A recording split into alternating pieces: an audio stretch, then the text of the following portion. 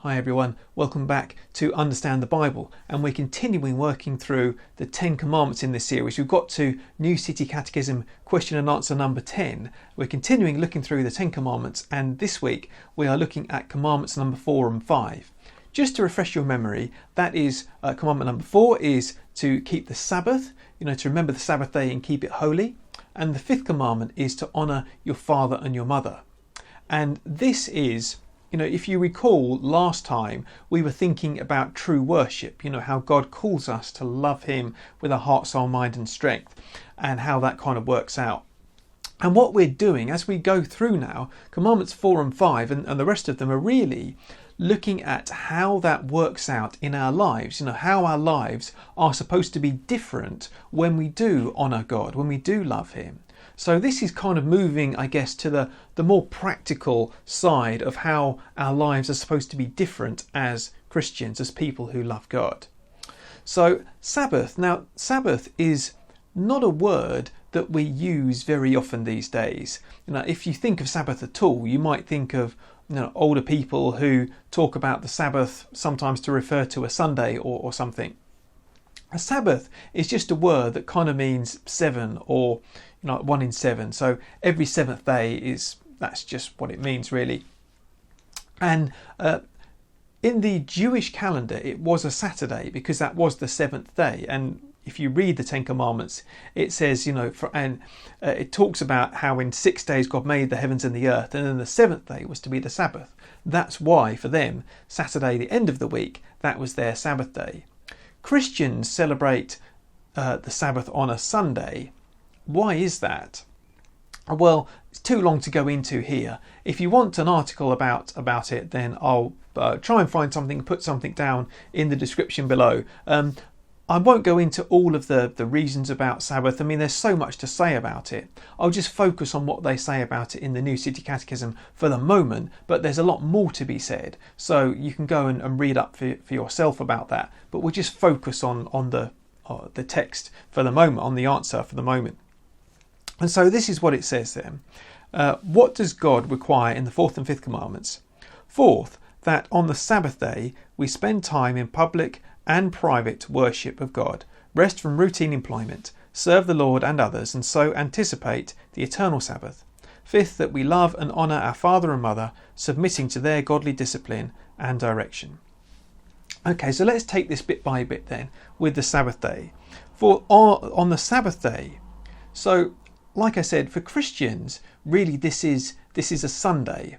That's the Christian Sabbath day, and I'm not going to go into all of the reasons for that, why it's different from a Jewish Saturday and so on. But that is a day aside that we spend time in public and private worship of God. So God's already told us in the first 3 commandments that we need to honour, worship and respect, reverence him rightly, his name, love him and so on. What that looks like in practice is a reordering of our lives, or perhaps an ordering of our lives, so that we spend some time a week worshipping him, kind of in the timetable, if you like. Obviously our whole lives are supposed to be an act of worship to God, but God says, no, I want some specific time set aside for that in the week. And he's given that as the Sabbath day. That's what he asks of us. And that's why Christians meet together in church on a Sunday. Because it is simply obeying what God has told us to do. Now, sometimes people ask, well, church do you need church to be a Christian? Is it really important? And the answer is, I think, well, it's simply obeying what God has commanded. That the Sabbath is not an optional extra. It's right there in the 10 commandments. Christians don't get free rein over which commandments they get to obey and which they don't. So I think, yes, church is really, really important for Christians, and there are reasons for that as well, which we'll come on to a bit later on in the Catechism. So we spend time in public and private worship of God. You can worship privately, you can read the Bible, you can sing, you can pray, all of those things, and I hope that you're doing those things actually day by day. this is something that God just wants us to do privately, as well as when we come together in church to do it, and as a family as well. It's good to spend time singing and reading the Bible and all of those things as a family, as well as a kind of church family as well. So we do that. We rest from routine employment. So it is meant to be a rest as well from our labours, and we'll come on to why that is in just a second. We serve the Lord and others. So it's a day of service as well. We serve God, we serve others, and so we anticipate the eternal Sabbath.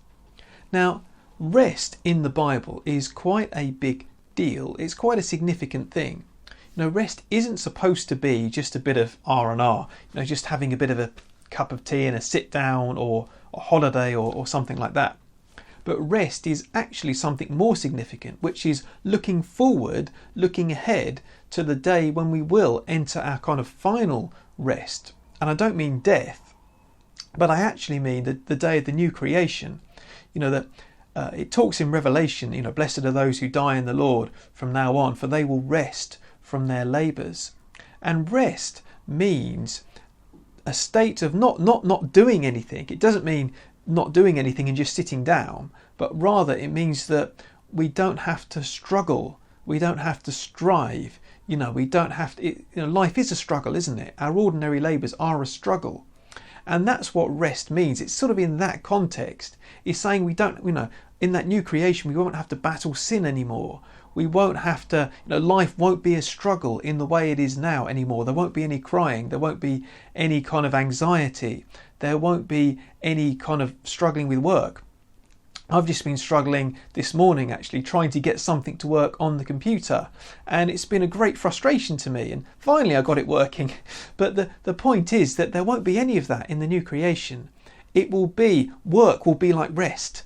And that's the thing, that when we rest from our labours on the Sabbath, what we're really saying is not that so much about the rest in a physical sense, although that is important and we do need it, but it's a more kind of symbolic rest, which is saying that in the new creation it will be rest, constantly, because we will be entering into God's rest. We will be in harmony with him. We will be working. It won't be any of this frustration, anger, pain, anxiety. All of those things will be gone. So that's the purpose of rest. It's actually making a bigger point rather than just simply kind of relaxation. So that's why it's important to rest and what it means to rest on the Sabbath day. Now, I appreciate that these are some big themes that I'm talking about, and as we go through the Catechism, I'm hoping that some of this will become a bit clearer, so stick with it. And like I said, I'll try and find something for you to read if you're interested in the Sabbath, for you to have a look at and find out a bit more. The fifth thing it says, fifth, that we love and honour, so this is the fifth commandment, that we love and honour our father and mother, submitting to their godly discipline and direction. Now, again, I think one of the most fundamental things that God has given in life is the family. Now, God hasn't given primarily the government and society, but he puts us in families first and foremost, and that whether you're married or whether you're single or whether you've got brothers and sisters or what, you're part of a family in some way, shape or form. And the family is the basic unit that God has given, and that's why I think this commandment comes here, because it is kind of observing that kind of family structure and giving priority to what God has given is actually one of the most fundamental things that we can do. One of the most fundamental things that God has given is the family, and to honour that structure is important. Now, that doesn't mean that we need to obey our mum and dad even if they tell us to do something wrong. Now, when I was at college, actually, one of my tutors used to give the example of this commandment as saying this will be something that looks different from when you're 5 to when you're 15 to when you're 50. Honouring your... It does say honour, by the way. It doesn't say obey. I think honouring and obeying will often go together, but it's not always the case. If your mum and dad ask you to commit murder, of course you would have to say, no, I can't do that because that's wrong. So obedience to God takes precedence over obedience to our parents. But there is something right in the way that God has set up the world, and in the way that parents should have authority over their children, and children should submit to their authority and should honour them and care for them as well. As we get older and our parents get older, then it may be the case that children need to be the ones who care for their parents, and that's right and proper, and that's how it should be as well. So honouring and caring for one's own family is something which God does want us to do. It's one of the most fundamental things actually about being human, being part of a family. And I notice that it does say godly discipline and direction. Again, I can tell you about people who've broken relationships with their parents because they became a Christian and all of a sudden they didn't want to go in the direction that their parents wanted them to go in. So, for example, I remember being at a conference a few years ago, and someone was preaching and up the front, and he said that he was training to be a lawyer at university, and he became a Christian, and after that he actually wanted to go into Christian ministry and not become a lawyer, and becoming a lawyer was what his mum and dad wanted to do. And unfortunately that introduced tension into the relationship and ended up sort of breaking that relationship, because he wanted to go in that direction and his parents wanted him to go in the other. So again, that it doesn't mean a kind of unquestioning, unthinking obedience to everything that they say. Sometimes paths will have to diverge, but that we do have a responsibility to listen and to obey your parents where it is right to do so. And God has made it like that. So honour and respect our parents as well. That's something that God wants us to do.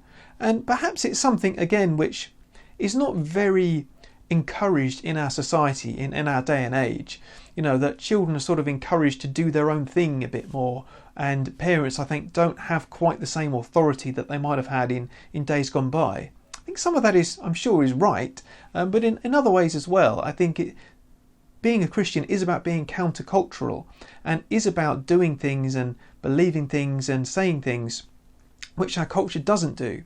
So if our culture is saying that parents don't have authority, then we should be countercultural in that, and we should be prepared to stand up and say, well, actually, I believe that it should be like this, and to bring our children up in that way, and to have a relationship with our own parents in that way as well. So to demonstrate the way that God has made things, as well as just by saying it. So I hope that you found this video helpful as you move through the 10 Commandments. Thanks very much for watching, everyone. I hope to see you again for another one of these videos. Please do check out understandthebible.uk if you haven't already, where you'll be able to find all of these videos together. And I hope to see you again for another one of these very soon. God bless.